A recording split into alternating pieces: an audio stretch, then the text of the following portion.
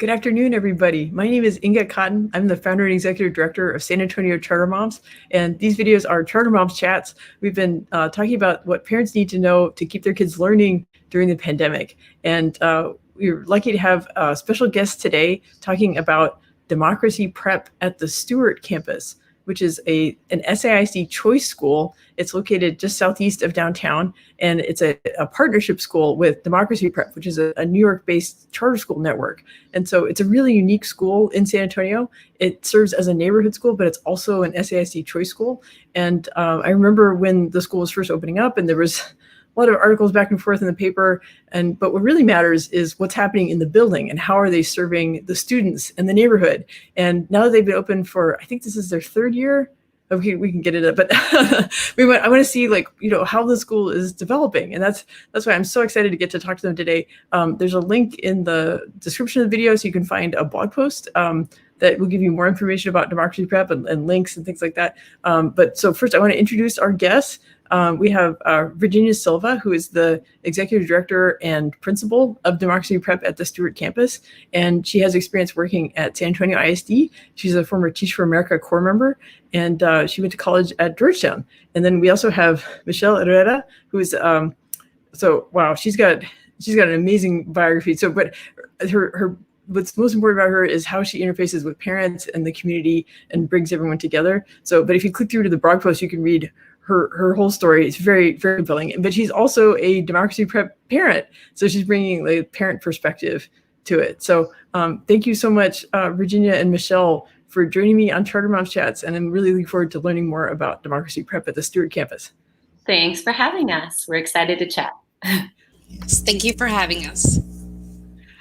So the first question I'll ask Virginia, and then Michelle can chime in, but I wanted to know more about the mission of Democracy Prep, which is like the larger network that supports Democracy Prep at the Stewart Campus, and how that vision comes to life at the Stewart Campus. Sure. I think as someone who transitioned onto the Democracy Prep team 3 years ago, it really has struck me how ingrained the mission is in terms of both the daily operations of our campus, but just how central it is to our entire network. So every new staff member has to learn the mission statement when they come here. The mission of Democracy Prep Public Schools is to educate responsible citizen scholars for success in the college of their choice and a life of active citizenship. And actually, our scholars each week we gather for what we call Parliament, which is our town hall, where we talk about different things. And we always come back to that because I think one thing that makes the Democracy Prep Network really unique is among charters, we all know the college access issue, that the need to make sure that all kids, regardless of what zip code they're from, have access to high quality four-year universities. We know that's a pivotal need. And there are a lot of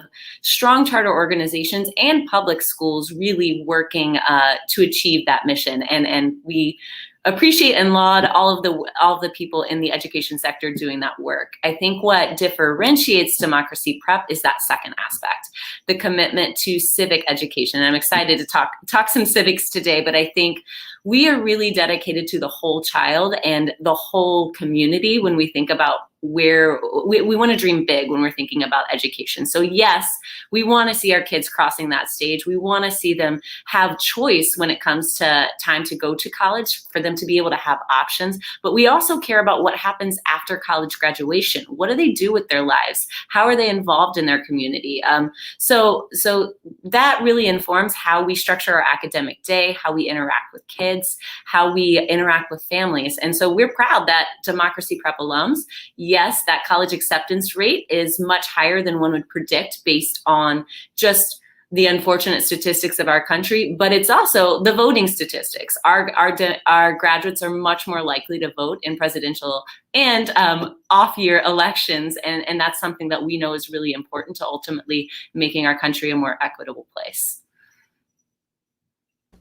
Agreed, and I think just being a student in New York City who was inspired by great teachers and education, I live that mission every day. I mean, this is why I do the work that I do, and I wanted to come back and support our families and our scholars here at Democracy Prep in San Antonio. Thank you. That civics is very close to my heart. I've written a few little blog posts, like last summer when there was like a runoff election. We did a lot of posts about like sort of summer activities, and one of them was basically like take your kids with you when you vote, or like talk to them about why you're voting and why it's important. And it's something that's really important for parents to feel like that they can make a difference and to pass those values on to their children. And what a gift that Democracy Prep is instilling that in students, and not just as a slogan, but like in practices, right? Like having town halls and things like that. So I wanted to ask more about just sort of like, what does it mean that Democracy Prep at the Stewart Campus is a partnership school in SAISD? And, we hear a lot of terms like in-district charter school and like SB 1882. And, I geek out on this stuff. For families experiencing the school, they may not notice that much of a difference, but I was just wondering if you could sort of explain, what does it mean that it's a partnership school? Virginia, I can take that one as well. I think, there's a lot of terminology that floats around. I'm going to focus more on the day-to-day implications and what distinguishes us within San Antonio. I think what drew me to come to Democracy Prep was the uniqueness of this partnership is that we are operating a little differently than your traditional neighborhood school, but we are a neighborhood school. I have only ever worked at neighborhood schools, and that's incredibly important to me just because I am committed to making sure that our school gives access to all families. So I think the partnership is really in our third year, is finding really what are the strengths of both organizations? And I think there are many, both within San Antonio ISD. We're very grateful to have them as a partner. And that's where I started off my educational career. And then Democracy Prep has also really brought some new ideas, and we continue to benefit from the network. So I think when it comes to San Antonio ISD, I think you are well aware of a lot of the innovative practices that have happened over the past decade. And it's really exciting. We are cheering on all the schools that are making gains for kids, because we know big picture, that is good for our city to have so many schools trying new things and really just working creatively to make sure families feel like they have choices for their children. And it's not just this is the educational fate that you get based on your address. I think San Antonio, some of their unique strengths are the dual language emphasis that has really taken off. And we definitely just attended this past Saturday, the Siempre Bilingüe Summit. Our teachers are able to benefit from those Texas-specific professional development opportunities. I think there's also so many talented school leaders within San Antonio ISD right now that I love being able to talk to them, visit schools, collaborate. We just developed a mentorship program with Young Women's Leadership Academy, for example. So really using those local connections to make sure that we are all building each other up and learning from each other. Democracy Prep is a network I've spoken a little bit to, but I think some really creative ways in which we use coaching models with teachers to really accelerate growth and in the profession. I think some of the ways we just structure our staffing are different. I think Democracy Prep made me think a lot about branding and making sure just our building is beautiful for kids, which really goes a long way too. So when a kid comes to school, they ride an SISD bus. We work as food and nutrition services with the district. There's been press about the wonderful work they've done in the pandemic to go above and beyond to serve kids. On the local level, those are a lot of the things. Our teachers get observations, though, from staff who are visiting schools across the country. So we get the benefit of both that local context, but a national perspective of, hey, let's look broader in terms of what we can be doing for kids. Michelle, you want to jump in? Anything else? I think you covered it. So, and I guess one aspect, like you mentioned, transportation and food, those are part of SAISD. So as far as enrollment, and we'll talk more about that towards the end of this interview, but enrollment is through the SAISD Choice Schools enrollment system. So, but we'll talk more about the details later of that. But that's interesting to know about the coaching, the professional development for teachers, that's coming through the Democracy Prep network. And then what you said about making sure that it is a neighborhood school and it's located in a traditionally underserved area of San Antonio, an area with generationally low educational and economic attainment, and trying to make a difference for that neighborhood, but also being a choice school that's open to families from the surrounding area to join. Virginia, did I explain that right? You definitely did. And I think that's our bottom line. We never want a family who lives within our attendance boundaries to not have access to our programming. That is an end of day commitment. But if our programming is strong enough to attract other families, which we are excited to be at the point that word is getting out about some of the things we're doing, by all means, we know kids benefit from hearing from people different than them, and also our families. We're just excited about just the growing momentum we have as a campus. So yes, we are very committed to being a neighborhood school, but also want to be a school that people from outside of the neighborhood want to send their kids to, because we know that means we're doing our job right. So Michelle, can you comment about like the connections that the neighborhood and the school have formed, and kind of what you've learned about the community surrounding the school?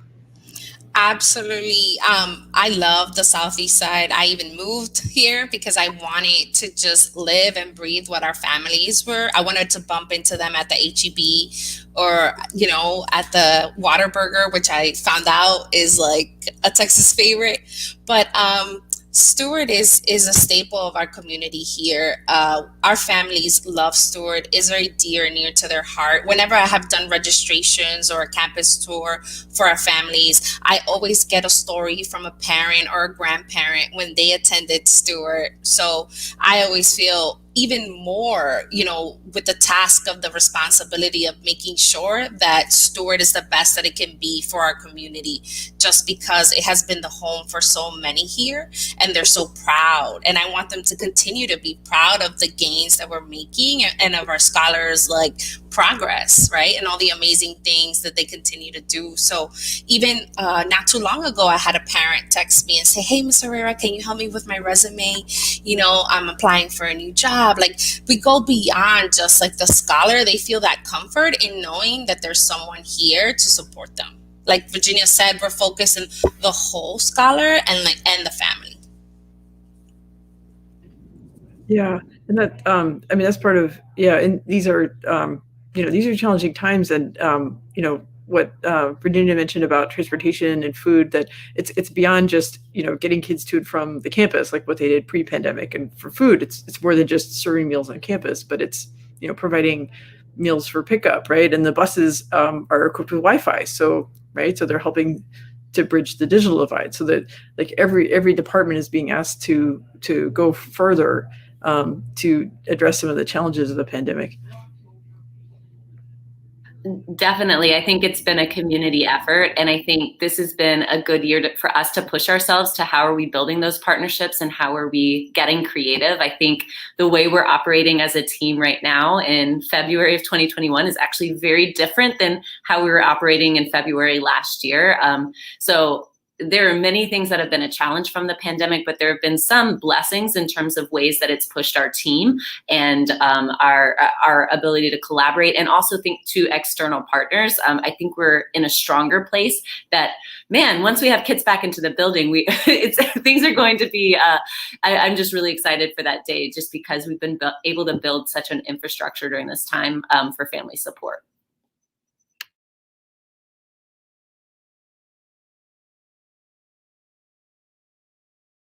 I had to unmute myself.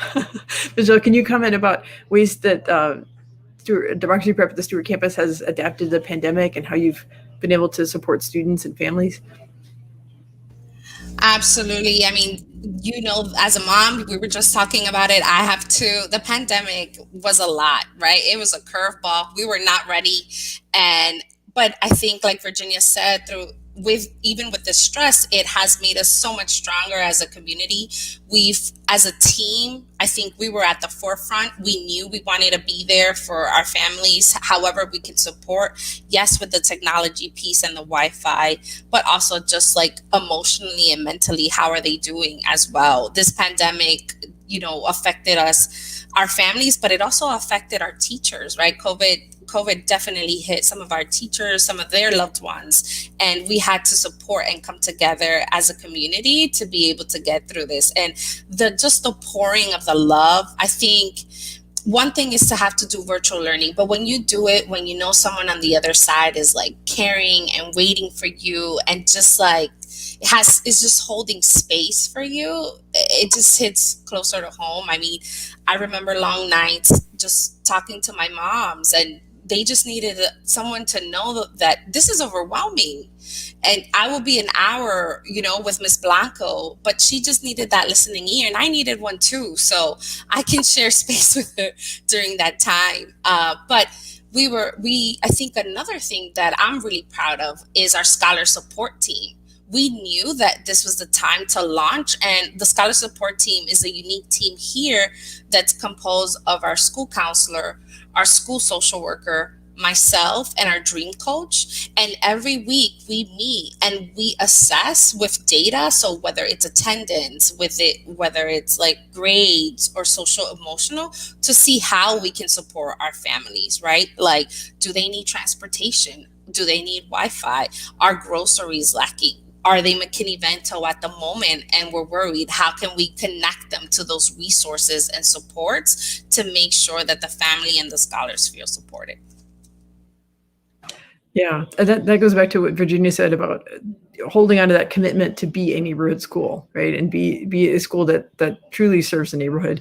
And that also ties into what Michelle said about if there's these multiple generations that feel connected to that campus, then you still want to be that place. That's that hub for the neighborhood where people can get the resources they need and plan for a better future for their kids and for themselves, whether it's like a resume or, like you said, they need Wi-Fi or, whatever curveballs the pandemic has thrown at them. And I think we've just been blown away by, reach out, and there are people who want to help in the community. So whether it's, we made a commitment at the beginning of the year. We typically ask for school supplies, and we're not asking for school supplies this year. And yet we do need some supplies at home. So we started gathering. Amazon wasn't selling. All the major providers were not selling binders in bulk because of shipping. So we were going to every Walmart and gathering all the binders and saying, I promise I'm not stealing anything. But, a church up the road got wind of, hey, Democracy Prep is giving out all the school supplies. Let me help too. Gave us a ton of school supplies. Teach for America has been a great partner, helping run a fundraiser. So we were able to give out additional food packages, but also hygiene items right prior to the break. Accenture sponsored $20,000 worth of hotspots that are unlimited data. So we've really been grateful to some of those strong community partners that we're finding. We got to get more specific with our asks, but so many people are really wanting to step in and support our community, and we're grateful for that. Yeah. Well, I wanted to talk more about the civics piece and what you do on campus. So I'll start with Virginia, but I want Michelle to chime in as well. Like what are the activities you do on campus to get kids involved in that? How do you tie it in with, goals about social justice, and, how do you help students be aware of what's happening in the broader world? Because these are students from like pre-K through 8th grade, right? So next year, 8th grade. I can talk about civics a lot. Definitely something that I'm really passionate about. And I think as a network, we believe this moment in time is a moment in time that really has made us stop, ground ourselves, and recommit more than ever. If teaching civics was nice previously, that's a nice add-on. It is an essential thing to all schools, at least at this point in time. And I think we are well positioned to really build on things we were already doing.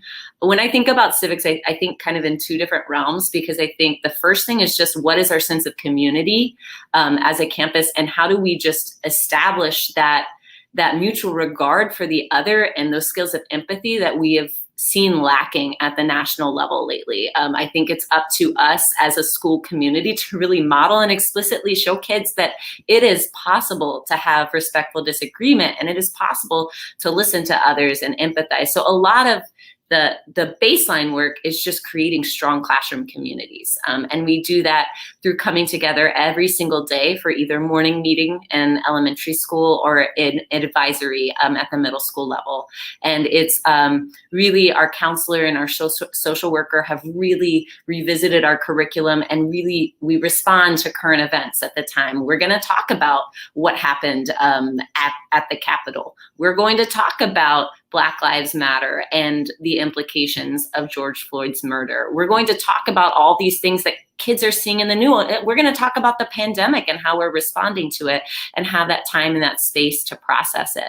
And I think I was reflecting on, like, how do I know, like, it's been, can this transfer to a virtual environment, right? We have some kids in the building, but can we communicate those same feelings of empathy and love through a screen? And I see kids shouting each other out during morning meeting for academic accomplishments. And I see it, we send shine a lot. I see kids really recognizing and affirming each other. And then just this week, I was walking by a 5th grade classroom in the morning, and a scholar who'd been absent for an extended period had just returned. She walked through the door, and the kids literally cheered that she was back this week. And those are those moments that I see teachers playing Among Us with kids, or I see movie nights happening on a Friday to celebrate that kids made it through the week and did all of their work. Like, those are all the love and energy our teachers pour in is just so fiercely, that's felt. So that's the baseline for me. I think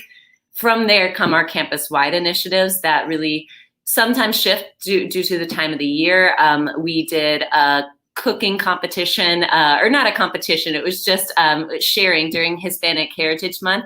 Different staff members, different students with Zoom invited each other into their kitchens and shared their favorite recipes. We had a large Get Out the Vote campaign, and kids got voter commitments from friends and family members. And we had a Get Out the Vote car parade throughout the community.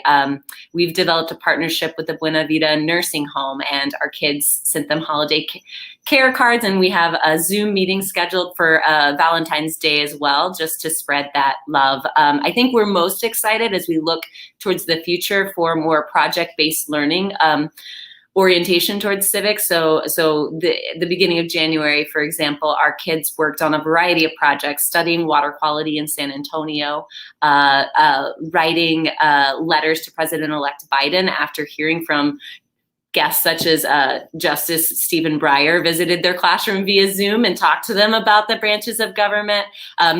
Previous Mayor Castro actually came to pre-K and talked about being what it means to be dedicated to the city of San Antonio. And we had kids in middle school, they explored different activism issues and created programs in Scratch talking about Black Lives Matter, or created a podcast talking about issues of what it means to be out as a middle schooler and issues that come up for them. So in short, I could talk a lot about civics. I think there's the community level, but then those things that we're doing as a campus to really raise awareness of different social issues. And I think on my end, it's so important, again, tying to the community. You know, as a New Yorker, someone who's not from San Antonio, I really wanted to show respect for the community and also learn, like, what is important here, right? If I was in my neighborhood, in my area, what would I want? And so something that I did that I was really excited about was work with Kamaya Factory, which is a local civic leader, a young person of color. I want to make sure that our scholars see themselves in our leaders that are also pushing forward those difficult conversations, because I want them to see themselves in those and hear those experiences, right? And we launch our own elections here, right? Seeing my daughter writing a speech, and I was like, oh, what are you doing, Charlie? And she's like, oh, I'm running for president. And I was like, oh, okay, girl, you know, and she's practicing, and she got herself all ready and was ready to go. And that was empowering, like seeing them be excited, practice and model, and seeing them celebrating also other counterparts, other classmates that also ran and were excited to run. Like, that is how we're living, I think, our mission and our civics every day. Oh, and partnering with Saha, like that was really important for us, like recognizing that we do have neighborhoods here that are through Saha, and how can we also partner and collaborate to bring even more things that the community needs, or how do we make it accessible by partnering together?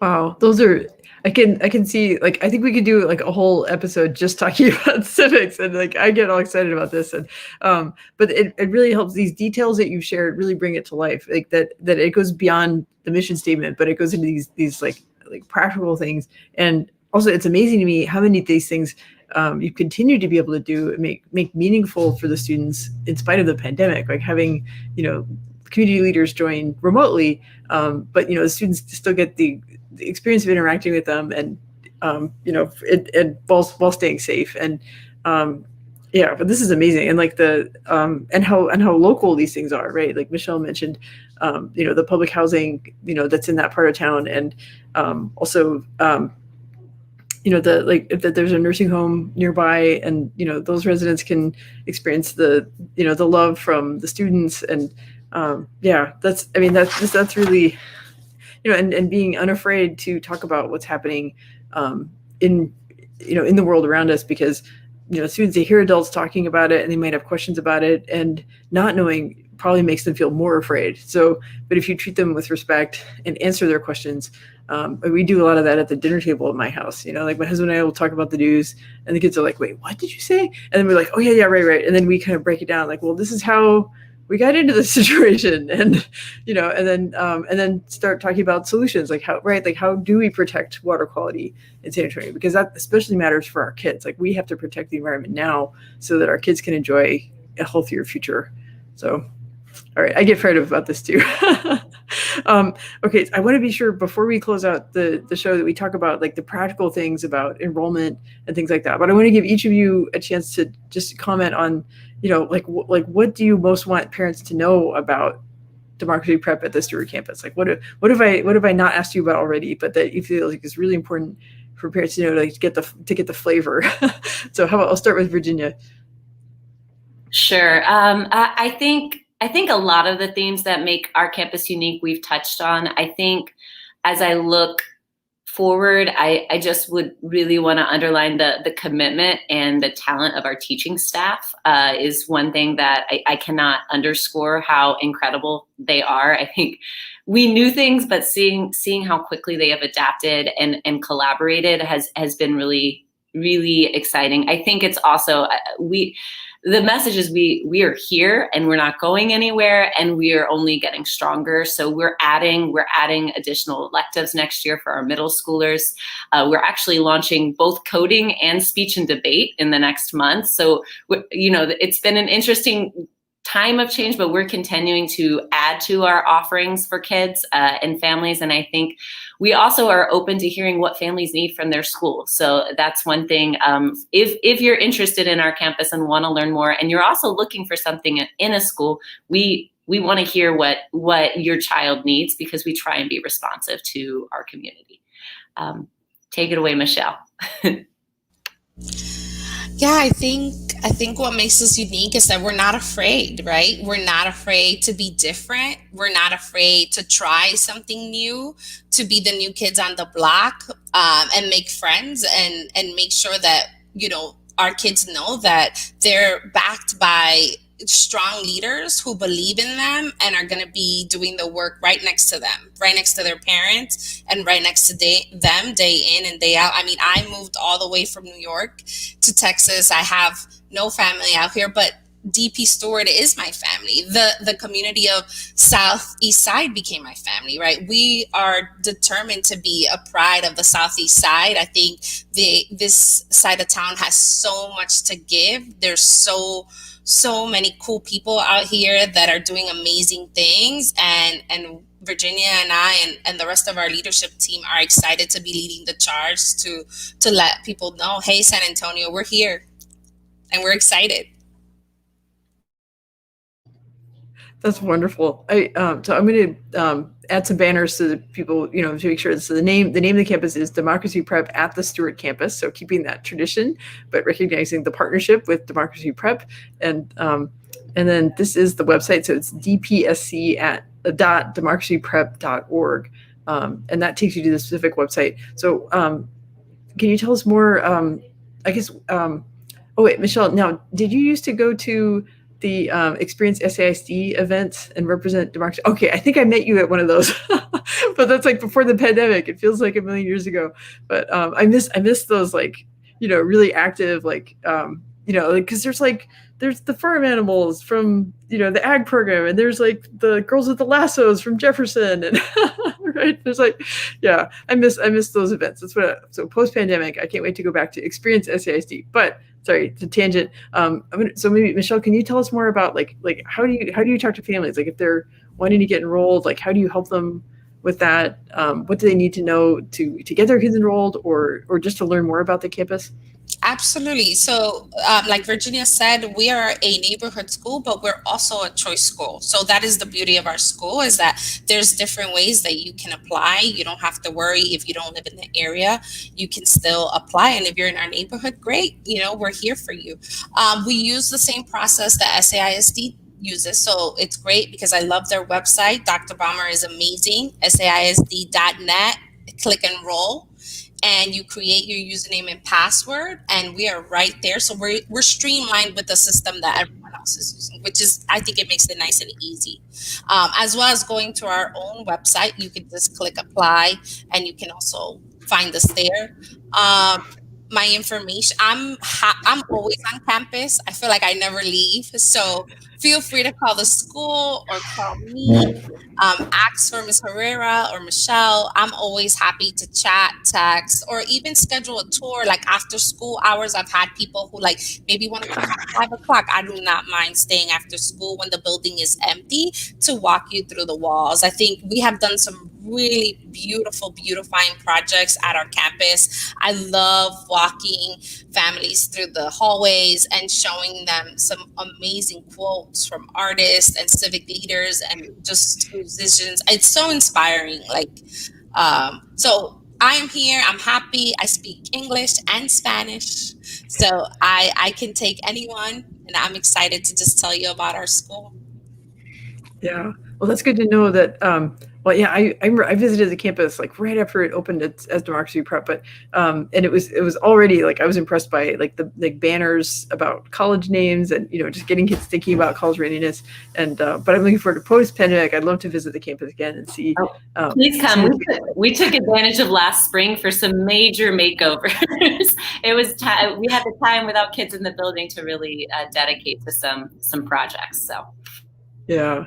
So as far as when folks visit the campus now, though, they do it after hours to keep the students safe, right?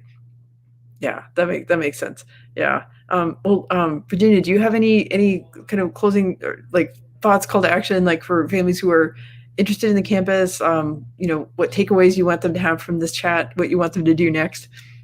Sure. I'd say the time is now to start learning more about our campus. We are going to have an open house. We have several open houses scheduled, so those will be on our social media pages. That was one of my call to actions, is follow us on Facebook, follow us on Instagram. That's going to give you a good taste of the day-to-day life and some of the different adults and scholars who attend Democracy Prep and some of the things that take place on our campus on a regular basis. So please, if you're curious, we invite you to our next open house. We also invite you to follow us, but do pick up the phone, give us a call. We are, you can see, we love talking about our campus, and just reinforcing, we'll be enrolling pre-K through 8th grade next year.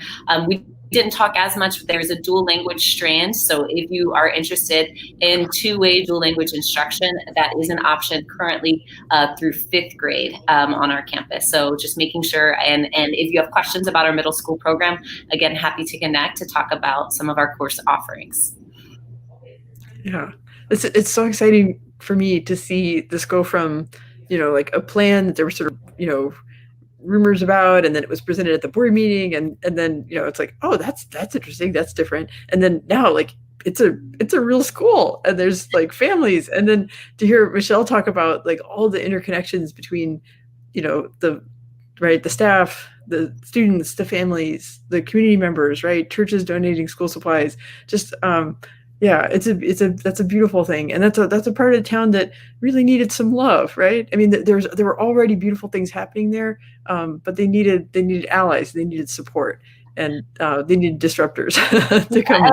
And I think there is a lot of pride. We actually have 2 staff we've hired who are alums of Stewart, so came back to teach, and I think just pride in a lot of our staff feel very strongly about we're here for a while, because that, I think, is the long-term need for our campus is consistent staff, consistent faces over the course of years is going to make a difference in the community.